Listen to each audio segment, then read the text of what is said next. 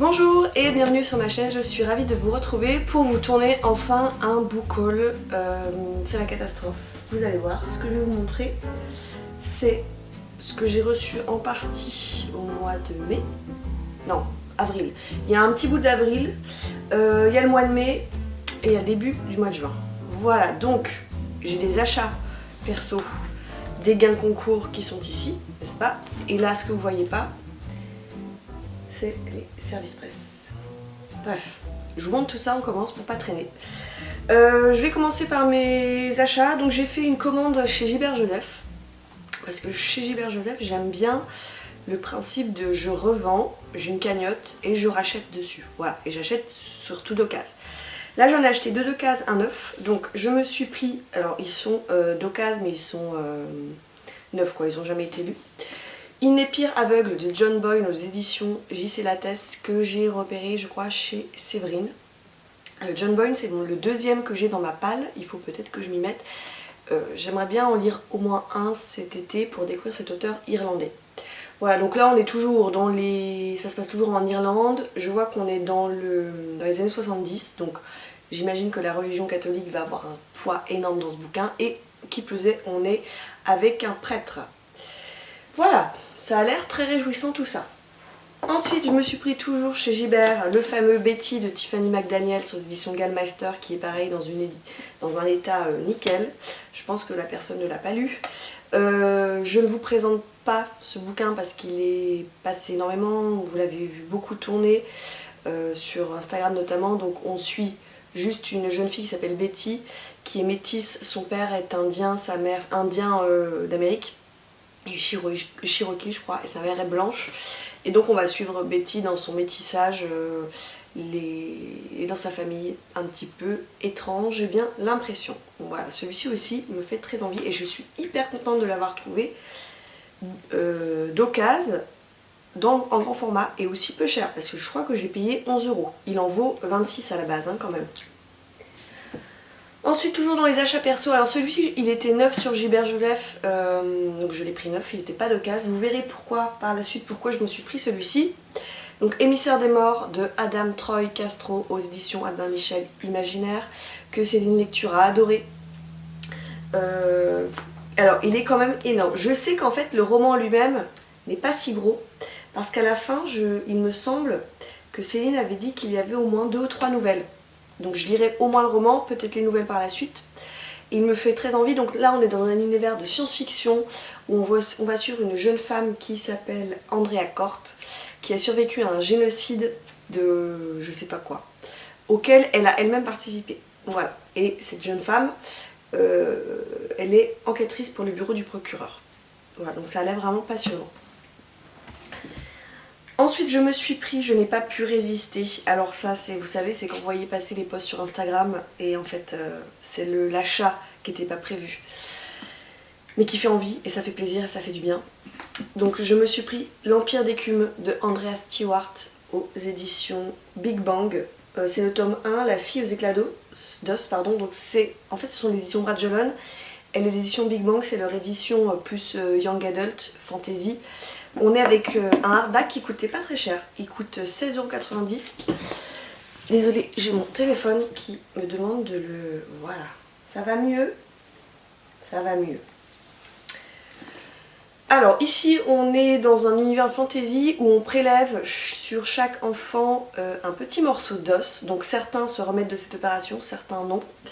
Et je crois qu'on va suivre une jeune femme, une jeune fille, Lynn, qui a été privée de ses souvenirs par une étrange maladie, etc. Bon, je ne veux pas trop en savoir non plus parce qu'il est court, qu'il y a de très belles illustrations dans ce bouquin. Ça parle de dragons, je crois aussi. Bon, c'est écrit gros, à mon avis, ça va être vite lu. J'ai pas vu trop de retours dessus, donc si vous l'avez lu, ça m'intéresse de connaître votre opinion là-dessus. Ensuite, dans les achats perso, je me suis pris également Persona de Eric Axel Sundt. Donc c'est le premier tome, Les visages de Victoria Bergman aux éditions, c'est les éditions Actes Sud dans leur collection Poche, donc Babel Noir en l'occurrence ici. Séverine, encore une fois je l'accuse, en a parlé Alors, je sais pas si elle a lu celui-ci, en tout cas elle a lu le dernier qu'ils ont sorti. Donc moi j'ai décidé de commencer par celui-ci, qui est un premier tome d'une trilogie. Je crois que c'est assez glauque, on est en Suède. Voilà, j'en sais pas plus. On retrouve le corps momifié et mutilé d'un jeune garçon d'origine étrangère. Et en même temps, parallèlement, j'ai l'impression qu'il y a des... On suit une psychothérapeute, donc ça va s'alterner, j'imagine qu'au bout d'un moment ça va se rencontrer. Donc j'ai également hâte de découvrir la plume de ces deux auteurs, parce qu'ils sont deux à écrire ces romans. Alors ensuite, ce ne sont pas des achats, ce sont des cadeaux ou des gains concours. Donc j'ai eu la chance de remporter sur le compte de Céline Lecture pendant le mois de la SF qu'elle avait organisé. Ambition de Johan Dubos aux éditions Snag. C'est pareil, c'était... Alors Snag c'est quoi? C'est Snag ou c'est rattaché à une maison d'édition? Je ne sais pas, c'est Snag en tout cas. Donc on est dans de la fantasy, science-fiction. Je crois, parce qu'on parle de... Oui, plus science-fiction. Bah oui, science-fiction, je suis idiote, elle l'avait fait gagner pendant son truc. On suit un vaisseau qui est stoppé par une barrière invisible. Ce que je voulais vous dire, voilà, ça m'est revenu. Enfin, c'est un premier tome. Je crois que c'est une trilogie, me semble-t-il. Et c'est écrit gros, et je vais essayer de le lire cet été. En plus, l'auteur est vraiment très sympa, il est sur Instagram. Vous pouvez aller le suivre, il est vraiment sympa. Et enfin, j'ai reçu de la part, et je remercie Dorian de m'avoir offert le tome 2 de Gnomon de Nick Harkaway aux éditions Alma Michel Imaginaire. Nous avons lu le premier tome et on s'était dit qu'on allait lire le deuxième tome ensemble. Moi j'avais les épreuves non corrigées. Bon, en soi je m'en fichais. Et en fait lui a reçu 2 fois Gnomon, tome 2. Donc il m'a dit ah, si ça t'intéresse, je te l'envoie. Et donc j'ai dit bah oui bien sûr, moi je voulais avoir les deux, ça fait vraiment joli quand on les met les deux ensemble. Donc il me l'a gentiment offert. Gnomon c'est de la science-fiction assez hard à comprendre, assez complexe. Et j'ai quand même hâte de... Donc c'est une duologie. J'ai quand même hâte de connaître la fin de cette saga parce que c'était très très intriguant, bien que ce soit difficile. Donc ça c'était le côté... C'était le côté de l'iceberg que l'on voit. Voilà. De ce côté-ci, c'est le côté immergé de l'iceberg. Et là, il y a du lourd. Donc je vais commencer par la sélection que j'ai reçue du livre de poche. Vous savez que je fais partie du jury des prix des lecteurs 2021 du Polar livre de poche. Donc au mois d'avril, nous avions la mission de lire. Et donc j'ai reçu au mois d'avril, j'avais pas eu le temps de vous les montrer dans le dernier book haul.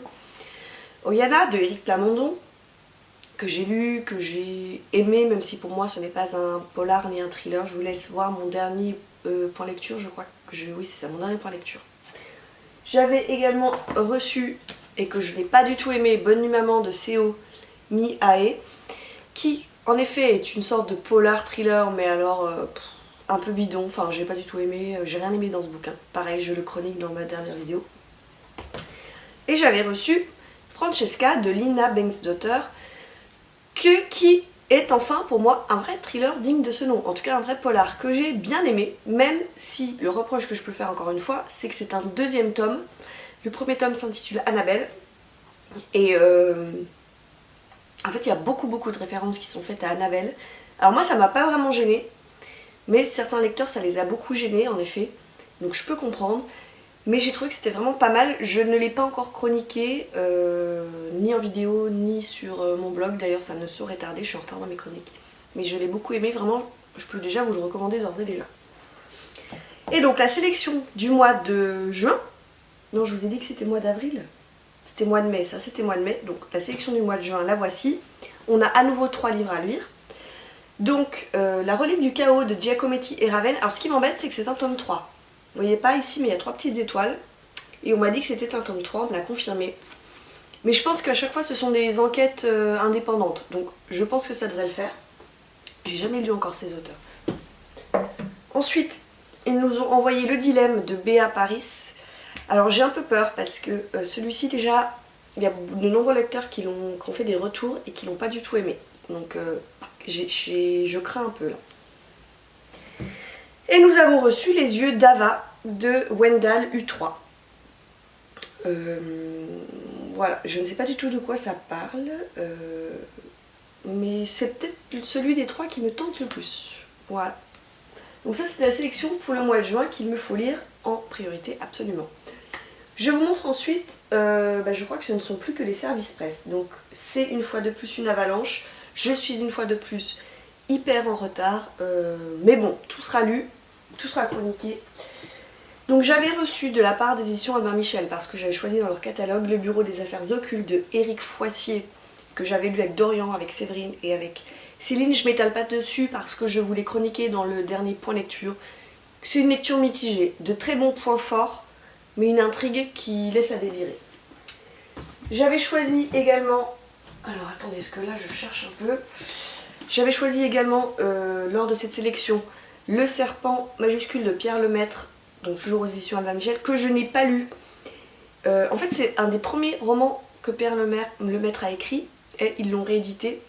Et en fait j'ai lu, j'avais pas lu de critique jusque-là, je trouve qu'il n'a pas beaucoup circulé sur les réseaux.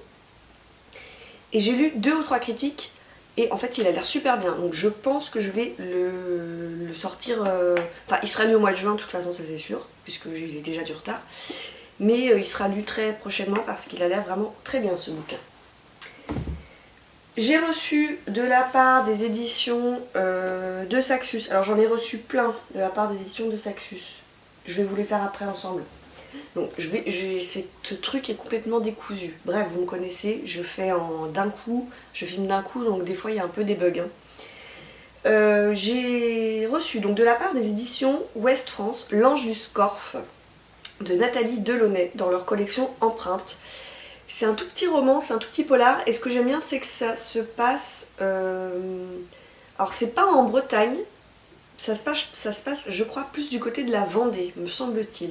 Non, pas du tout. L'île de Noirmoutier. Voilà. Et en fait, je me dis que... Donc c'est un polar un peu régional, vous savez, comme ils font de temps en temps. Donc on va retrouver en fait sur les rives du Scorff, qui est une rivière, le corps d'un petit enfant, d'un petit garçon, d'un petit Enzo qui a disparu. On retrouve son corps et donc il va y avoir une enquête. Et je m'étais dit que ça allait être pas mal, entre guillemets, tout est relatif hein, par rapport à l'enquête. Mais c'était une lecture vraiment faite pour les vacances. Donc je vais le lire fin juin, début juillet, celui-ci. Je vous ferai un retour, mais je sens que ça va être sympa. J'aime beaucoup la couverture en plus. J'ai reçu, et c'est ma lecture actuelle, de la part des éditions Sonatine 1794 de Niklas Nat Hordag. Et comment vous dire que j'avais adoré 1793, parce que c'est un tome 2. Et 1794, je crois que ça va être pareil, parce que je me prends un pied, j'en suis à la moitié, mais alors purée, mais qu'est-ce que c'est bien, qu'est-ce qu'il écrit bien, mais qu'est-ce que c'est glauque, qu'est-ce que c'est dur. J'ai jamais lu un roman où vous êtes aussi gêné dans votre lecture, parce que c'est... il exagère pas en fait, c'était comme ça à l'époque, et c'est... parfois on a un peu des hauts le cœur quoi, avec des personnages qui sont détestables, c'est vraiment des anti-héros. Et l'enquête elle est passionnante. Je vous en parle dans un prochain point lecture, je vous en parle sur Instagram parce que vraiment je pense qu'encore une fois je le sens que c'est un petit coup de cœur, mais c'est passionnant. Allez-y, foncez. 1793 est sorti chez Pocket en poche. Allez-y, foncez, c'est une histoire incroyable. J'ai reçu de la part des Escales Un été à Nantucket de Hélène Hildebrandt, qui raconte l'histoire d'une famille assez aisée, assez riche, qui va passer ses vacances chaque année sur une île pas très loin de New York, donc l'île de Nantucket. Mais on est en 69, rien ne va, le fils est envoyé au Vietnam. Une des filles a envie de divorcer, et la troisième rejoint sa grand-mère. Je sens que ça va être super pour les vacances. On va parler de sujets... En fait, c'est ce que j'aime dans les romans américains. On va parler de sujets de société américains, de la société américaine. Mais on va aussi parler d'une famille, d'une saga familiale. Donc j'ai hâte de découvrir ce bouquin qui est sorti... Hein, parce que je l'ai vu un peu tourner... Ouais, il est sorti au mois de juin. Donc il est sorti le 3 juin, donc vous pouvez le trouver en librairie. Alors ça y est, j'attaque les... Je voulais vous montrer en fait en même temps les 2 Saxus que j'ai reçus. Donc j'ai reçu et j'ai lu La Duperie de Guenièvre de Kirsten White, que j'ai adoré. C'est un petit coup de cœur où on évolue au sein de Camelot. Donc Camelot, les légendes arthuriennes, Guenièvre, Tristan, Lancelot, etc. Allez voir mon dernier point lecture parce que c'est quand même assez spécial comme lecture, mais moi j'ai vraiment adoré, c'est vraiment un petit coup de cœur. Et j'ai reçu très gentiment de leur part La Cité de Laiton de S.A. Chakraborty, qui est énorme. On est au Caire, alors là on est dans de la fantaisie hein, pour le coup. Encore une fois on est dans de la fantaisie, on est au Caire au XVIIIe siècle. Et on va suivre Nari qui est un jeune escroc qui vous savez qui fait des tours dans la rue mais qui piège un petit peu les clients. Et un jour il invoque accidentellement Dara qui est un djinn. Et ils vont devoir fuir. J'ai pas trop vu encore de retour sur ce gros bouquin. Il est énorme mais bon c'est écrit assez gros et il est surtout très beau. Et j'ai reçu le dernier bouquin qui sera lu au mois de juillet celui-ci. De chez De Saxus parce que c'est une bricasse, c'est un dictionnaire le truc. Crescent City, la maison de la terre et du sang de Sarah J. Maas qui est également très beau. Nous sommes également dans un monde de fantasy où on va suivre Bryce, je pense que ça se prononce Bryce, qui est une jeune femme mi-fée, mi-humaine. Il va y avoir des meurtres qui sont commis dans sa ville et donc elle va devoir enquêter. Il est énormissime. Je vous dis quand même combien il fait de pages. Il fait 952 pages. Voilà. Et je crois que c'est un premier tome. On est bon. Voilà. Je le mets là. Ensuite, j'ai reçu... Alors, excusez-moi, je les attrape. Donc, qui est ma prochaine lecture. Là, je vais la faire en lecture commune avec Hélène. On va se lire Pièces détachées de Philly Morgan aux éditions de l'Archipel dans leur collection Archipoche. Il vient de sortir en poche. Donc on va suivre Corinne qui a 34 ans, qui a recours à des fives. Elle est sûre qu'elle va tomber enceinte. Et en fait quand elle se lève, chaque matin sur le pas de sa porte, elle trouve des petits trucs miniatures, vous savez, qui peuvent aller dans des maisons de poupées. Donc une cheminée miniature, ensuite, je sais pas, un petit lit, etc. Donc qui s'introduit chez elle, qui lui en veut. On se lit ça avec Hélène. J'ai reçu de la part des éditions Slatkin et compagnie Le Sortilège de Stellata de Daniela Raimondi. Nous sommes en Italie et nous allons suivre une famille sur plusieurs générations, une famille italienne. Ça commence en 1800 à Stellata, dans la plaine du Pô, le jour où Giacomo Cassadio tombe amoureux. Voilà. Elle a écrit l'histoire romancée de sa famille. Ça a l'air vraiment bien avec un petit... arbre généalogique de la famille Martiroli et de la famille Cassadio. Voilà. Donc ça a l'air vraiment sympa. Je vais essayer de le lire. Alors si je ne le lis pas au mois de juin, il sera lu au mois de juillet, mais c'est tout à fait le genre de roman que j'aime. Ensuite, j'ai reçu de la part des éditions Bragelonne, que je remercie, L'hiver du monde de A.J. Riddle, donc je vous l'ai dit, aux éditions Bragelonne, je me répète. On est dans de la science-fiction, puisqu'en fait le froid, la glace recouvre presque toute la Terre, les villes sont complètement écrasées par les glaciers. On envoie donc une équipe en mission dans l'espace pour essayer de voir si on peut pas faire un truc. À bord Emma Matthews, et qui se rend compte qu'il y a un objet, un mystérieux objet qui se déplace vers le soleil. Donc est-ce que c'est ça qui cause le règne de l'ère glaciaire, ou alors est-ce que c'est ça qui va sauver la planète? Voilà. Ça a l'air pas mal. Je ne sais pas, je ne saurais pas vous dire si c'est... Je ne saurais pas vous dire si c'est un premier tome, Ah oui, c'est un premier tome. Winterworld, tome 1. Voilà. Donc, à voir. J'ai reçu de la part des éditions Bayard, alors ça c'est grâce à Babelio Mass Critique, Rani, Tana, Sonia, Chantal et Anna de Mitali Perkins. On va suivre 5 femmes qui sont à New York, qui ont en commun le fait d'être toutes indiennes.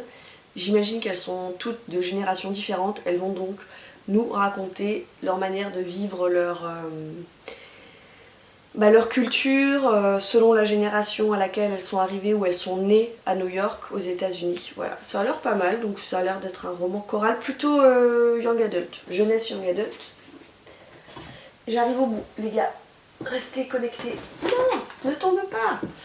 J'ai reçu également 1984 de George Orwell aux éditions Belin Gallimard. En fait, au boulot, vous savez, les éditeurs nous envoient des livres, donc version scolaire en fait, pour les élèves, pour qu'on les découvre. Donc 1984, je l'ai reçu dans cette édition, donc c'est une toute nouvelle édition chez Belin Gallimard, donc il y a tout un appareil critique bien sûr. Mais je n'ai jamais lu ce roman, honte à moi. C'est vrai qu'à chaque fois je fais étudier des extraits à mes élèves, mais j'ai jamais lu en entier, et je me dis que c'est peut-être l'occasion de le potasser cet été pour éventuellement le faire étudier l'année prochaine. Il m'en reste deux, ce sont les deux que j'ai choisis chez Albin Michel pour le mois de juin. Donc j'avais choisi Sous protection de Viveka Stan. On est encore dans du polar suédois. On est en Suède, hein, je crois. Oui, c'est ça, on nous parle de Stockholm. Alors c'est un 5e ou 6e tome qui met en scène à chaque fois le même inspecteur, donc c'est l'inspecteur Thomas Andreasson. J'avais envie de tenter cet auteur. Après, j'imagine qu'on n'a pas besoin d'avoir lu les autres. Vous savez, à chaque fois, j'imagine qu'il y a une enquête indépendante. Donc, je vais voir ce que ça donne. Et si j'accroche bien, ouais, c'est ça, elle en a écrit 1, 2, 3, 4, 5. Donc, ça doit être son 6e. Si j'accroche bien, je m'achèterai peut-être les autres qui sont tous sortis en poche, au livre de poche. Voilà. Et enfin, le dernier que j'ai reçu de la part des éditions Albin Michel, c'est la 3e Griffe de Dieu de Adam Troy Castro. Cette fois-ci, vous comprenez pourquoi je me suis acheté le premier tome chez Gibert, puisque le 2e tome vient de sortir et il est beaucoup plus petit. Et encore une fois, Céline l'a lu, elle l'a chroniqué et elle a vraiment kiffé. Donc je pense que je vais aimer. Et quand c'est fini, il y en a encore. J'avais dans ma boîte aux lettres, donc on ouvre ensemble. Alors je sais ce que c'est parce que c'est l'édition Les Escales. Et l'édition Les Escales, ils mettent, vous voyez là, hop, à chaque fois ils mettent ce qu'on reçoit. Donc c'est pas une surprise. Enfin c'est pas une surprise. Voilà. Je sais plus si j'avais demandé. J'en sais rien.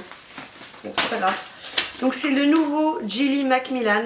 Pour tout te dire, donc aux éditions Escales, Les Escales dans leur collection noire. Les Escales noires. Alors, ouais, voilà, on va suivre une romancière qui s'appelle Lucy Harper, qui a vraiment tout pour elle. Elle a tout réussi, la gloire, la fortune, des fans par millions, elle vend quantité de bouquins. Mais elle est mariée à Dan, qui est aussi écrivain, mais qui lui est jaloux parce que sa carrière d'écrivain est au point mort. Et un jour, Dan disparaît, donc forcément, on va soupçonner sa femme. C'est le nouveau Gilly Macmillan qui avait écrit, pardon, le truc là. Est-ce que je vais vous retrouver ce qu'elle avait? Il n'y a pas marqué. C'était pas la nounou, c'était la nanny. Voilà, elle avait écrit La Nanny, que je n'avais pas lu. Mais celui-ci il m'inspire bien avec les deux écrivains là qui se tirent un peu la bourse, ça a l'air sympa. Voilà pour mon dernier arrivé. Et bah écoutez, ce book haul était beaucoup trop long. Au mois de juin, je crois que je vais pas recevoir grand chose. Enfin je vous dis ça, mais bon, en même temps après, vous voyez l'ampleur des dégâts. Je vais essayer de limiter un petit peu quand même, parce que j'ai beaucoup de choses à lire et ça passe en priorité avant tout. Mais on n'est pas à l'abri de se faire plaisir en faisant un petit tour en librairie. Bref, j'arrête mon blabla. Comme d'habitude, n'hésitez pas à me dire en commentaire si y a des livres que vous avez lus, que vous avez aimés, que vous n'avez pas aimés, s'il y a des livres que vous avez découverts, que vous avez du coup envie d'acheter. On échange aussi sur Instagram si vous voulez faire une lecture commune. Quand vous avez lu tout ce que j'ai là à lire, n'hésitez pas à me faire un signe sur Instagram, Carolivre. Et je vous retrouve bientôt pour un point lecture. Et je pense que je vous ferai une petite palle, mes lectures de vacances de l'été. Voilà, si ça vous intéresse, pareil, dites-moi en commentaire. En attendant, je vous souhaite de belles lectures et je vous embrasse. À bientôt. Ciao.